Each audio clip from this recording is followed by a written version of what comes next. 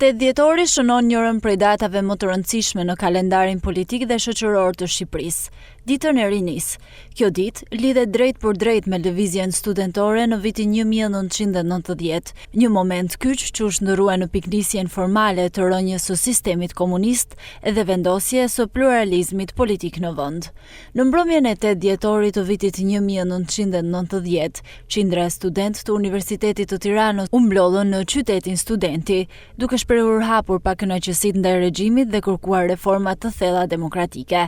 Ajo që nisi si një protestë studentore për kushtet më të mira jetese, u shndërrua shpejt në një lëvizje të gjerë shoqërore, me thirrjen për liri, të drejta themelore dhe hapje ndaj perëndimit. Në ditët që pasuan, protestat morën masa të mëdha. Me 12 dhjetor u shpall zyrtarisht krijimi i partisë së parë opozitare në vend, një akt që shënoi fundin e monopolit politik të Partisë së Punës dhe fillimin e një kapitulli të ri për Shqipërinë.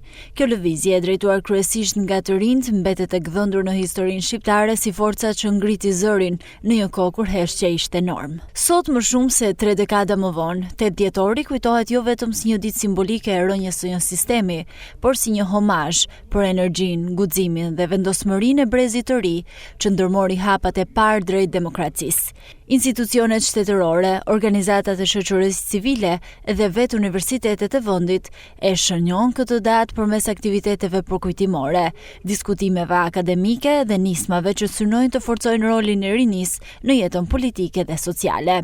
Në kujtesën kolektive shqiptare, 8 dhjetori nuk është thjesht një datë historike dhe një dëshmi se ndryshimi nis me kurajo, edhe se pikërisht të rinjt janë shpresa dhe motori kryesor i këtij ndryshimi.